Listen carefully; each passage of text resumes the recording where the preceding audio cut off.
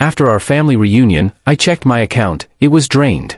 My brother-in-law snorted, "We needed it more than you." Trembling, I reached for my bag and said, "Then you won't mind what's coming next." As they laughed, a loud bang shook the house. The door flew open, and everything I'd built in 3 weeks of silence came crashing down on them like a tidal wave they never saw coming. Where are you watching from? Drop your country in the comments. I want to see how far this story reaches. But let me back up. Because what happened that night didn't start at dinner. It started 3 weeks earlier, at a family barbecue that should have been normal. Should have been another Sunday afternoon with burgers and small talk and my mom's potato salad that nobody really likes but everyone pretends to love. I excused myself to use the bathroom. Standard stuff. Washed my hands, checked my phone out of habit. Opened my banking app just to glance at the balance before I bought groceries on the way home. The number on the screen didn't make sense. $487. I blinked. Refreshed the page. The little spinning wheel did its thing while my heart started doing something entirely different in my chest. The page reloaded. $487. Yesterday I had $14,412 in that account. I'd checked it before bed like I always did. $14,000. I was saving for a down payment on a house. I was finally getting somewhere. Now there was $487. I refreshed again. My hands weren't steady anymore. The phone screen wavered in front of my face. Same number. The bathroom suddenly felt too small, too bright, the fluorescent light buzzing too loud in my ears. Banks make mistakes, right? Systems glitch. There had to be an explanation that made sense. I walked back to the living room in slow motion. Everything looked normal. Mom was in the kitchen pulling ribs off the grill, the smell of barbecue sauce thick in the air. Dad sat in his recliner scrolling through his phone. My cousin Mia's kids were screaming and chasing each other through the hallway. And there, in the center of it all, my sister Lauren sat on the couch with a glass of wine, laughing at something on her phone. Her husband Derek leaned against the kitchen doorway with a beer, completely relaxed. That same half-grin he always wore when he thought he'd gotten away with something. I'd seen that grin before. When he borrowed $200 for car repairs and never mentioned it again. When he used my Netflix password and racked up profiles I didn't recognize. When he ate the last piece of my birthday cake and shrugged like it was no big deal. But this was different. My voice came out quieter than I meant it to. "Derek, can I talk to you for a second?" He didn't even look up from his phone. "Yeah, what's up, man?" "My bank account." I held up my phone, the screen still showing that impossible number. "It's empty." The room didn't go quiet. That's what you'd expect, right? Dramatic silence, everyone turning to stare. But no. Mia's kids kept screaming. Dad kept scrolling. Mom kept clattering dishes in the kitchen. Derek took a long, slow sip of his beer. Looked me dead in the eye. And said, "We needed it more than you." The words didn't land right away. They sort of hung there in the air between us, like I'd heard them wrong, like he was joking and the punchline just hadn't hit yet. "You, what?" Lauren finally looked up from the couch. She didn't look guilty. Didn't look sorry.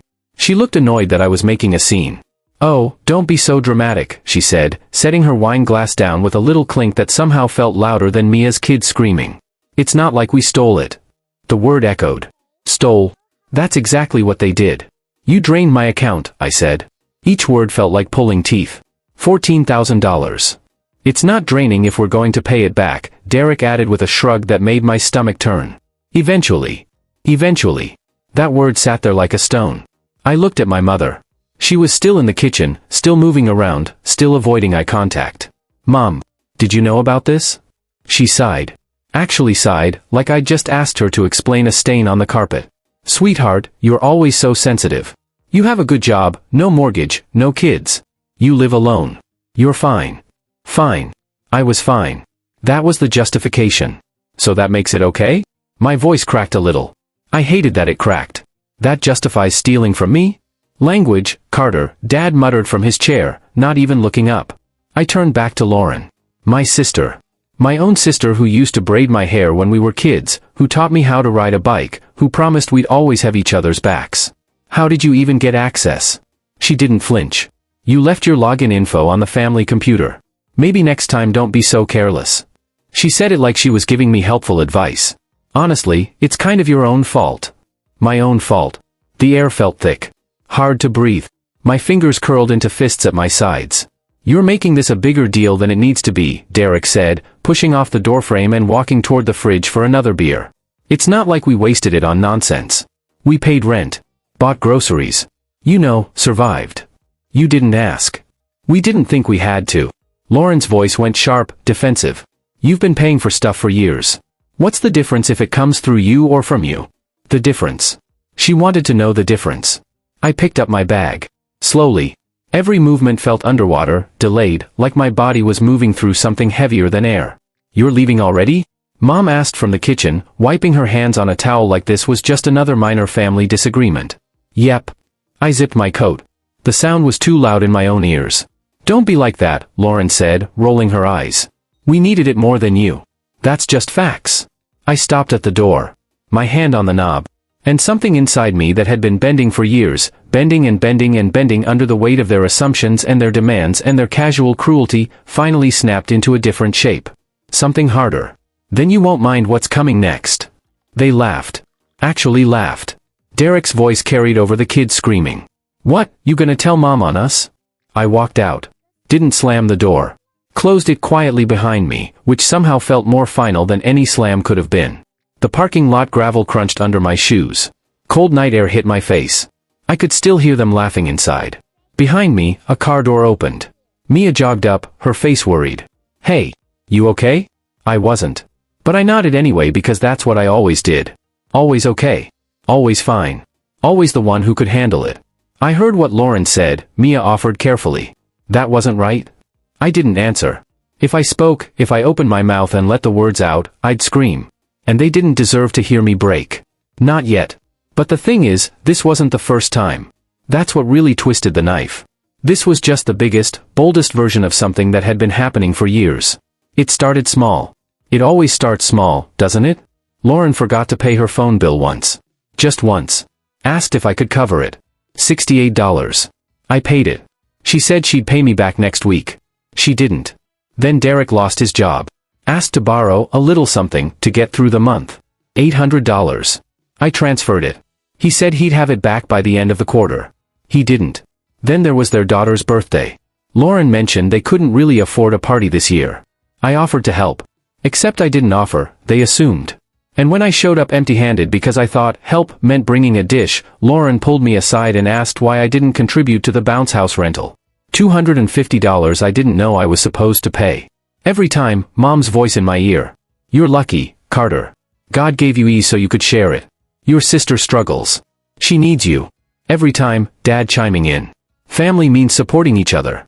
We supported you. Now it's your turn. Except I never asked for support. Not when I was laid off for 6 months and lived on rice and eggs and scrambled to find freelance work. Not when I skipped vacations for 3 straight years to rebuild my savings. Not when I helped pay off Lauren and Derek's credit card debt 2 years ago, $5,000 that disappeared into the void of their spending habits. They never paid me back. Never even said thank you. And now they'd taken everything. I sat in my car for 20 minutes. Just sat there in the parking lot with the engine off, staring at that number on my phone screen. $487. Then I opened my laptop. See, here's something Derek and Lauren forgot. Something they should have remembered before they decided to drain my account and laugh about it. I'm a forensic accountant. Finding hidden money is literally what I do for a living. I trace funds through shell companies and offshore accounts and deliberate mazes designed to hide financial crimes. I work with federal investigators. I testify in court. Did they really think I wouldn't find theirs? I logged into my bank's fraud department portal. Filed a report. Identity theft. Unauthorized access. The works. Then I opened my professional software, the kind that costs thousands of dollars and requires certification to use. The kind that lights up financial crimes like a Christmas tree. And I started digging. The auto transfers were easy to spot. They'd set them up to look like subscription services. Netflix. Spotify. Amazon Prime. Except these charges were $200 to $400 each. Monthly. For over a year. They thought I wouldn't notice. They thought I'd just see subscription and scroll past. They were wrong. I traced where the money went. Derek and Lauren's joint account. From there, the spending lit up like fireworks. $4,200 to an online sports gambling site. Same week they texted me saying they couldn't afford their daughter's medicine. $2,800 on inventory for Lauren's multi-level marketing scheme. The one she swore was going to change our lives. $3,500 on a gaming PC and streaming setup for Derek. Because apparently, content creation was his new career path. $1,900 on bottle service at a downtown club. I found the Instagram post. Lauren in a sequin dress, champagne glass raised, caption, "We're worth it. Blessed. Blessed with my money." I screenshotted everything. Timestamped it. Cross-referenced their emergency texts with their actual spending. Built a timeline that would make a prosecutor weep with joy. By 3 in the morning, I had a presentation. Color-coded. Annotated. Irrefutable. My phone buzzed. Text from Lauren. "Hey, so we have a problem. Power company is threatening to shut us off if we don't pay by Monday. We need your help." I stared at that message for a long time. The audacity of it. The sheer, breathtaking audacity. I didn't respond. She called. I didn't answer. She called again. And again. And again. Derek texted, "Just call her, man, she's freaking out." On the 5th call, I picked up. "Carter, thank God." Lauren's voice was shaky, higher pitched than normal. "We have a problem. The power company came today and—" "I know," I said flatly. "You know? Wait, so you'll help? Because they said if we don't pay by Monday they're shutting it off and I can't have my daughter in a house with no power, Ann." "I meant I know you have a problem. I'm not helping." Silence. "Then, are you serious right now? You drained my savings account and now you're asking for more money." "It wasn't just for us." Her voice went sharp, defensive. The tone she used when she knew she was wrong but refused to admit it. "We used some of it to help Mom and Dad too. Dad's car broke down last month, remember?" I didn't remember because nobody told me. Because they knew I'd say no. Because this was never about emergencies, it was about entitlement. "Lauren, this isn't just messed up. It's criminal." "Oh my God, you're being so dramatic. It's family money. You've always helped. That's what you're for, right?" That phrase hit different this time. "That's what you're for. Not, we love you. Not, we appreciate you. Not even, we're sorry. That's what you're for." Like I was a tool. A resource. A thing to be used when convenient and discarded when empty. "No," I said. "No? What do you mean no?" "Carter, we need." I hung up. She called back immediately. I blocked her number. Derek called. Blocked. Mom called. "Carter, honey, I don't know what's going on between you and your sister, but this family doesn't solve problems by ignoring each other." "Did you know?" I interrupted. "Know what?" "That they drained my account. That they stole from me." "Did you know?" Silence. Long enough to be an answer. "We were all trying to help each other," she said finally. "You have so much, sweetheart. More than you need. We thought. You thought wrong." I hung up on my mother. First time in my life. It should have felt worse than it did. That night, I couldn't sleep. Lay awake replaying every moment. Every favor that wasn't asked, just assumed. Every emergency that turned out to be a want disguised as a need. Every time Mom said, "You're the strong one," like it was a compliment and not a life sentence. They'd been training me. For years. Training me to say yes, to feel guilty for having boundaries, to believe that loving them meant bleeding for them. And I'd let them. 3 days later, Mom called again. Different tone this time. Serious. Rehearsed. "We need to talk. As a family. Come over tonight for dinner. Just us." My stomach dropped. I knew what this was. An ambush. An intervention. They were going to gang up on me, make me the villain, pressure me until I caved like I always did. Part of me wanted to say no. To block them all and move on with my life. But another part, the part that had been collecting evidence and building a case and making calls to people they didn't know about, that part wanted to see their faces. So I went. Patricia's house looked the same as always when I pulled up. Warm light in the windows. Dad's truck in the driveway. Lauren's car parked crooked like she was in a hurry. Inside, everyone was already there. Lauren sat with her arms crossed, jaw tight. Derek lounged at the table like he was about to watch a game, not face consequences. Mom fussed in the kitchen, clattering plates louder than necessary. Dad flipped through the mail like this was just another Thursday. The smell of pot roast filled the house. My childhood favorite. Mom's signature move, make comfort food, lower my defenses, make me remember when we were a real family. But that family didn't steal from each other. "Well, look who showed up," Lauren said as I walked in. No hello. No warmth. I dropped my bag near the door. "Let's just get this over with." "Good," Derek grinned. "Maybe we can finally stop pretending you were robbed." I was robbed. Language, Dad muttered without looking up. I sat down at the table. Mom cleared her throat from the kitchen, her cue that she was about to make a speech. "Carter, we know you're upset. But you have to understand, we were struggling. We didn't have any other options. Lauren and Derek, they were drowning, and you," she looked at me with those soft, wounded eyes that used to make me cave. You've always been the stable one. We knew we could count on you. You didn't ask, I said. My voice came out cold. Flat. You took. That's not family, Lauren snapped. That's exactly what it is. Theft. Unauthorized access to my accounts. Fraud. Derek leaned forward, face darkening. Did you go through our accounts? Oh, I'd done more than that. But they didn't need to know that yet. I did more than that, I said simply. I filed a fraud report. And guess what? They got back to me. Lauren's face went white. You didn't. I did. You called the police? She shrieked. I didn't answer. Just pulled out my phone and sent a single text. 3 words. We're all here. Who are you texting? Lauren demanded, standing up. I smiled. Didn't say anything. Just smiled. Because outside, 3 vehicles were pulling up to the curb. We sat there in silence for maybe 60 seconds. Longest 60 seconds of their lives, probably. Mom tried to restart the conversation. Tried to smooth things over like she always did. Let's just sit down and talk like civilized people. Then came the knock. Bang. Bang. Bang. Heavy. Official. The kind of knock that makes your stomach drop even if you haven't done anything wrong. Everyone froze. Lauren's wine glass stopped halfway to her mouth. Derek's hand went still on his beer bottle. Dad finally looked up from his mail. Who could that be? Mom whispered. Derek's face had gone pale. He knew. Somewhere in his gut, he knew.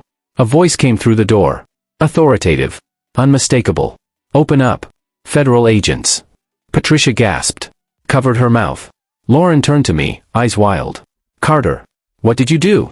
I stood up slowly. Walked to the door. Put my hand on the knob. Derek's voice came out low, shaking. Carter. Tell me you're not serious. I looked back at him. At all of them. At my family who'd spent 5 years treating me like an ATM and 0 seconds treating me like a person. Dead serious. I opened the door. 3 people stood on the porch. 2 wore dark jackets with bright yellow letters, FBI. The third had a detective's badge clipped to his belt. The lead agent looked past me into the room. We're looking for Lauren Mitchell and Derek Mitchell. Behind me, I heard glass shatter. Lauren's wine glass hitting the floor. I stepped aside. Let them in.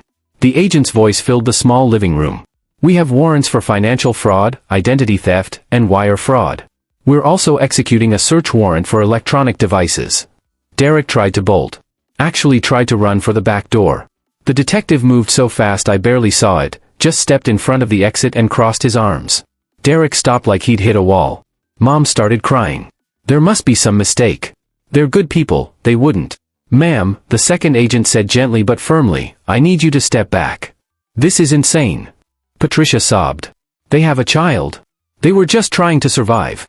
The lead agent turned to me.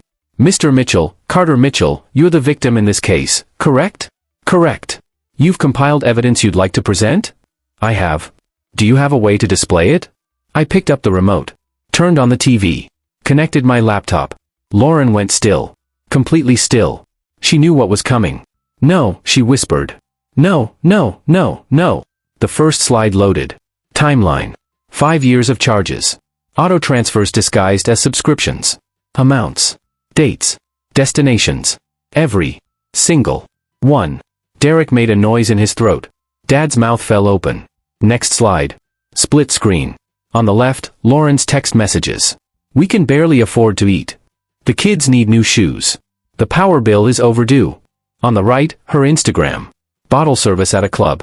New designer purse. Professional manicure. Spa day. Every post timestamped within days of those desperate texts. Mom stopped crying. Just stared.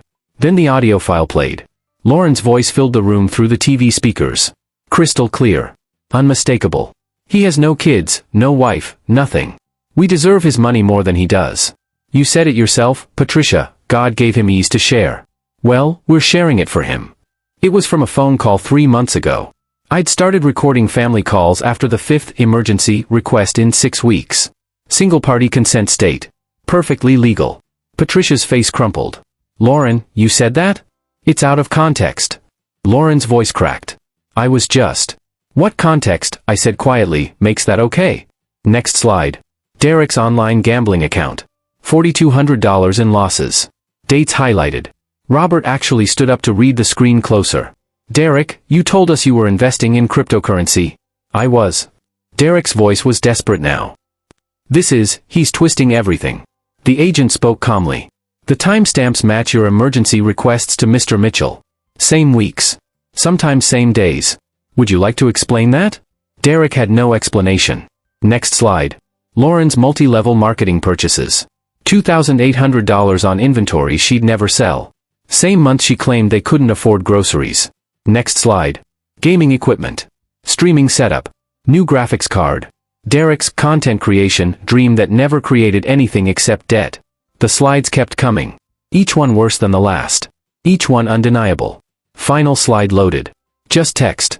Bold. Centered. Total stolen, $14,487 requested restitution, full amount plus legal fees additional damages, to be determined. Lauren lunged toward the TV like she could somehow erase it. The detective caught her arm. Ma'am, I need you to stay calm.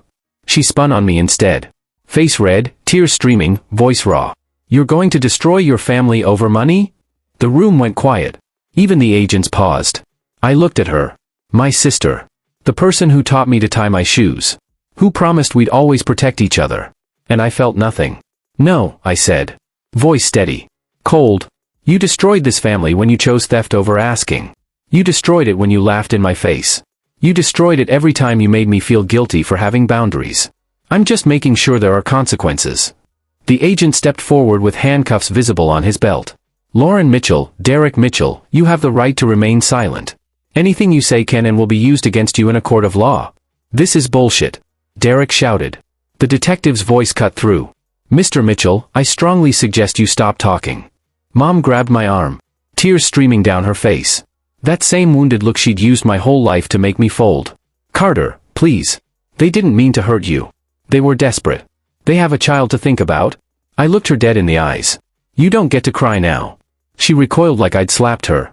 You knew, I continued. You all knew. You helped them justify it. You told me I owed them because I had more. You made me feel selfish for wanting boundaries. You trained me to be their bank account for 5 years. We just wanted you to help your family. Then they should have asked. They should have respected me enough to ask. Robert finally spoke. Son, you're making a mistake. The only mistake I made was waiting this long. I picked up my coat. Slid it on.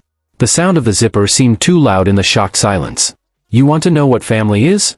I said to the room. To all of them. It's trust. It's respect. It's asking, not assuming. It's saying thank you instead of, what else can you give us?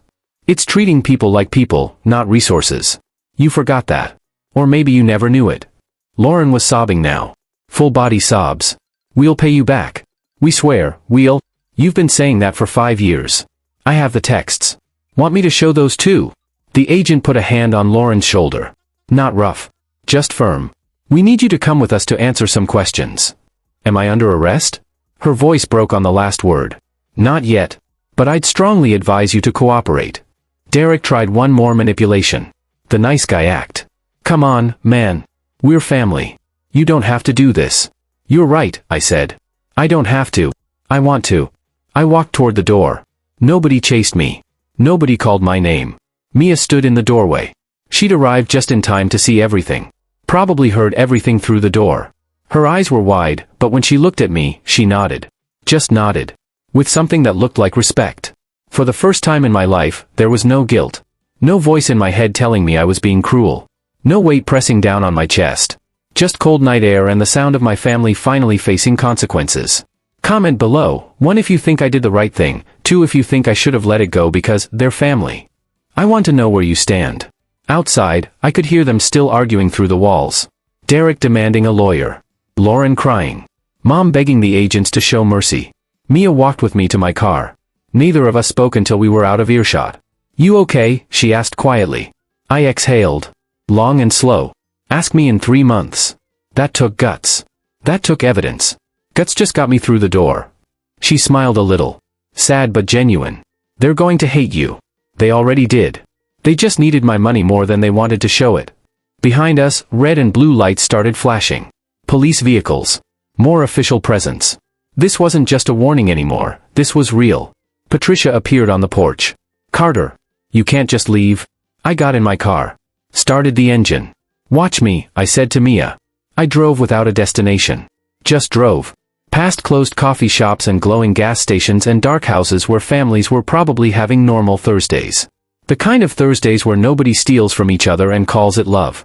My phone buzzed in the passenger seat. Derek. Lauren. Mom. Dad. Even Lauren's friend texted, "How could you do this to them?" I didn't answer. Not one.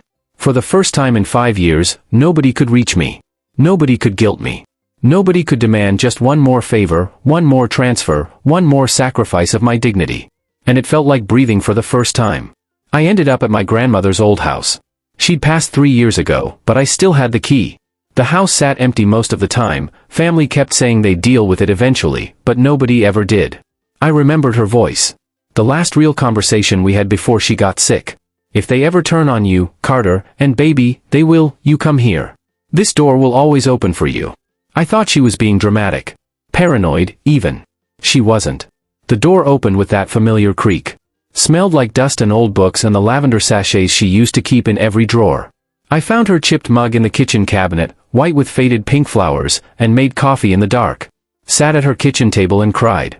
Not because I felt bad. Not because I regretted what I'd done. But because she'd known. She'd seen what they were doing to me and tried to warn me, and I dismissed her concerns because they're family. I slept on her old couch. 11 hours straight. First real sleep I'd had in weeks. When I woke up, sunlight was streaming through the window where she used to keep her plants. The garden outside was overgrown now, wild roses tangling with weeds, but it was still there. Still growing. My phone had 43 missed calls. I made more coffee. Stood at that window watching birds fight over the overgrown feeder. And for the first time in years, I felt like I could breathe without something pressing down on my chest. An email notification popped up. From Dad. Subject, "This has gone too far." I almost didn't open it. Almost deleted it and moved on. But curiosity won. "Carter, this has gone too far. You've humiliated the entire family. What happened to loyalty? To forgiveness? To being the bigger person? Your mother is devastated. Your sister might lose her house. Derek might lose his job. Is this really what you want? Is money more important than family?"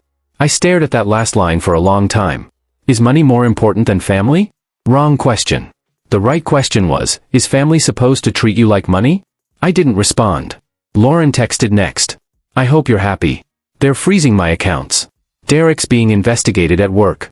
You ruined our lives over a couple of payments." A couple of payments. $14,000 was a couple of payments. I typed back, "You ruined your own lives when you decided to commit federal crimes." Deleted it. Typed again, "I didn't ruin anything. I just stopped letting you use me." Deleted that too. Finally sent, "You made your choices. Now live with them." Blocked her number.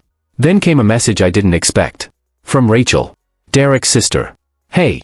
I know we haven't spoken in years, but I wanted to give you a heads up. Lauren's trying to shift the blame onto you.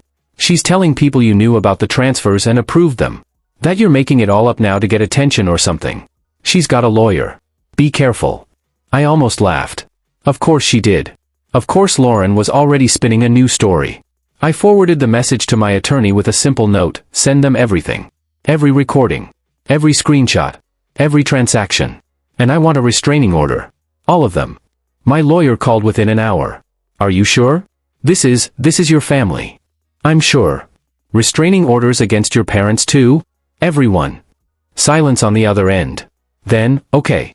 I'll file the paperwork today." "And the recordings? Can they claim I can't use those?" "Single-party consent state. You were part of every conversation you recorded. They're admissible." Lauren's lawyer is bluffing. "Good.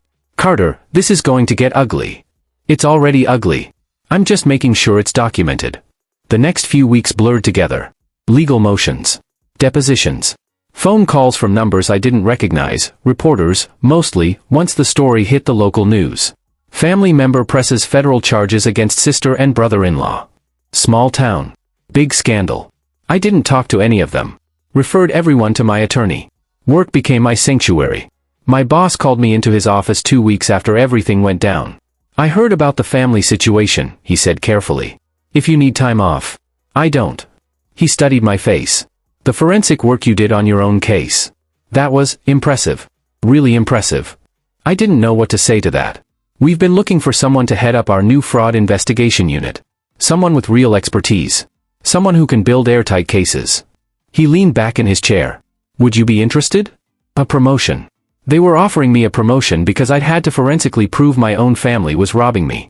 The irony wasn't lost on me. Yes, I said. I'm interested. It comes with a significant raise. Better benefits. Your own team. Money I wouldn't have to share. Wouldn't have to hide. Wouldn't have to feel guilty about having. When do I start? He smiled. How about Monday? I bought a house 3 weeks later.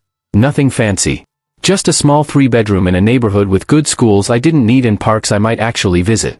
A place that was mine. The realtor asked if I was a first-time buyer. First time I could actually afford it, I said. She didn't ask what I meant. The day I got the keys, I stood in the empty living room and just breathed. No furniture yet. No pictures on the walls.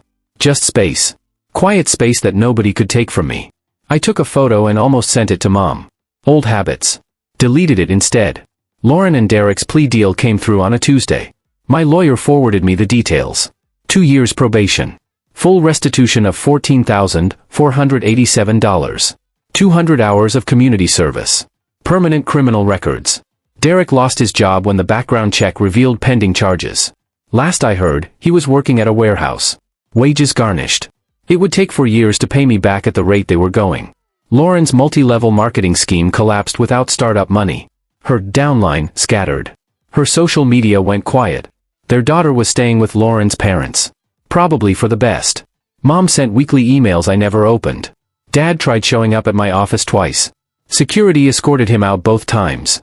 The third time, I had him added to the permanent do not allow entry list. He cried when they told him. Security footage showed him sitting in his truck in the parking lot for an hour afterward. I felt nothing. Is that cruel? Maybe. But cruelty would have been continuing to bleed myself dry while they lived off my sacrifice and called it love. 3 months to the day after the confrontation, I was at Home Depot. Buying paint for my new living room. Forest green. My choice. Nobody else's opinion mattered. Carter? I turned.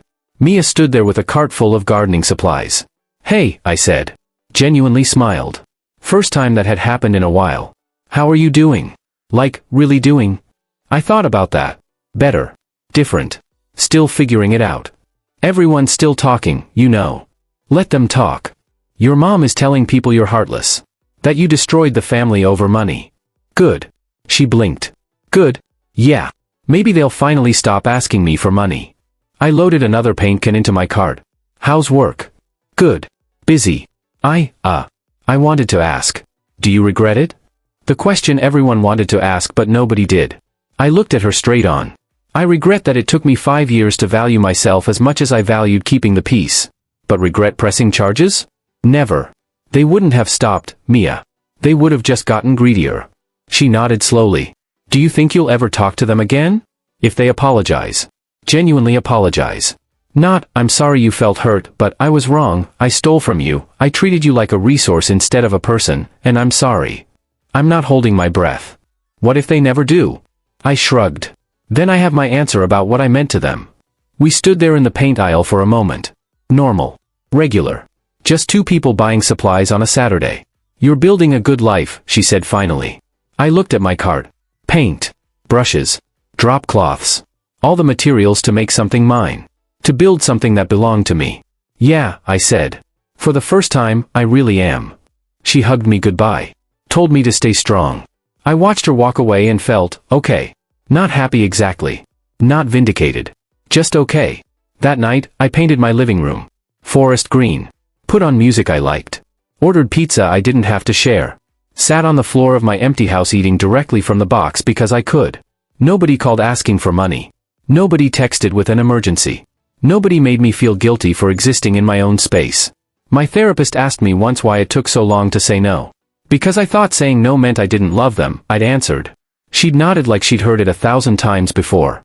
Saying no is how you teach people to love you back. I'd never forgotten that. A week later, an envelope showed up in my mailbox. No return address. Inside, a money order for $1,200 and a handwritten note. Carter. I left Derek.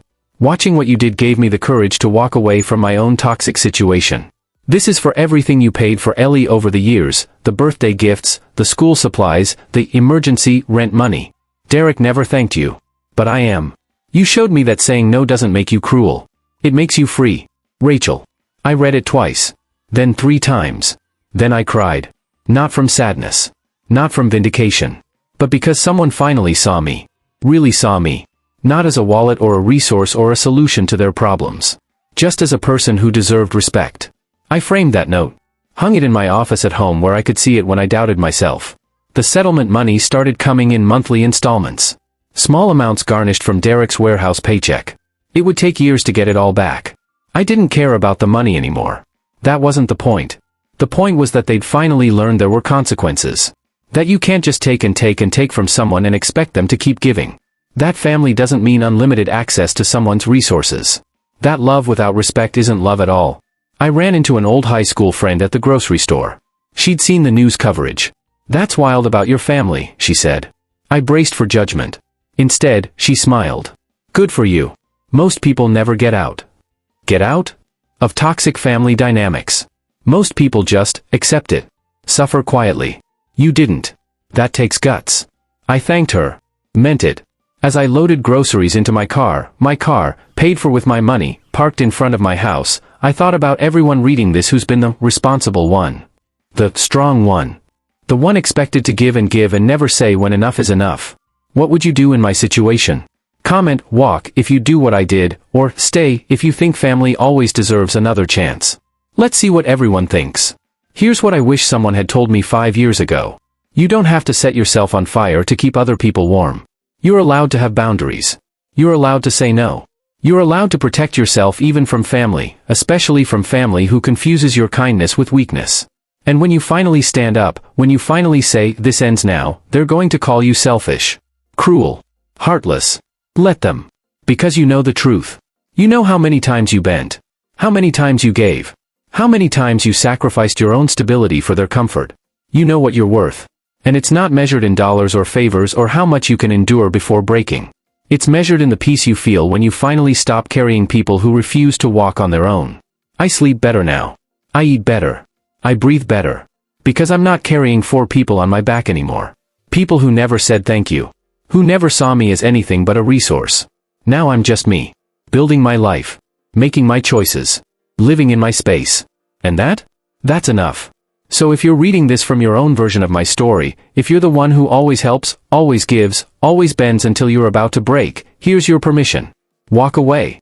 Press charges if you need to. Set boundaries even if they call you cruel. Protect yourself even if it means losing people who only loved what you could give them. You deserve better than being someone's backup plan. Someone's safety net. Someone's ATM. You deserve to be seen. Respected. Valued. And if your family can't do that? Then they're not your family. They're just people who share your DNA and decided that entitled them to your life. It doesn't. You get to choose. You get to say no. You get to walk away. And when you do, when you finally do, you don't lose a family. You find yourself. And that's worth everything. Drop a heart in the comments if this story hit home. And if you've ever been the family ATM, comment done below. Let's build a community of people who chose themselves. Because you're not alone. And you're not wrong for wanting more than being used. Hit that subscribe button so you don't miss it. Because these stories? They're not just entertainment. They're permission. Permission to value yourself. To set boundaries. To live free. See you in the next one.